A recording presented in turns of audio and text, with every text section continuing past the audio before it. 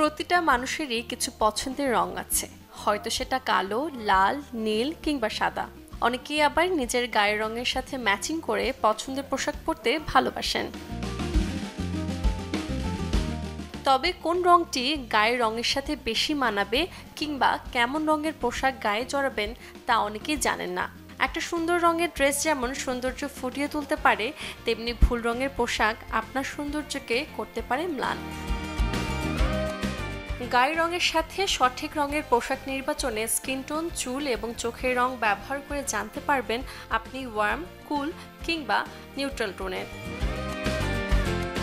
হাতের কবজির শিরাগুলো খেয়াল করলে শিরাগুলো যদি খুব হালকা হয়, সেই সাথে নীল দেখায়, তাহলে বুঝতে হবে আপনি কুল বা শীতল আন্ডারটোনের।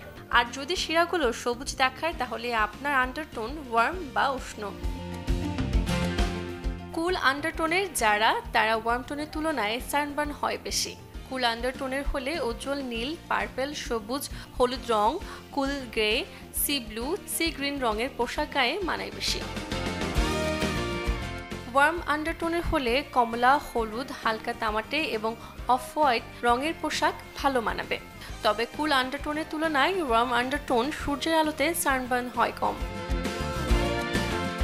আর যারা নিউট্রাল আন্ডারটোনের, তাদের সব রঙের পোশাকেই মানানসই দেখায়। এছাড়াও এই টোনের সাথে লাল, ডার্ক পার্পল এই জাতীয় রঙগুলো বেশি সুন্দর লাগে। আপনি কোন আন্ডারটোনের সেই কথা মাথায় রেখে পোশাক নির্বাচন করলে তাহলে আপনাকে দেখাবে উজ্জ্বল এবং সুন্দর। Desk report, channel 24।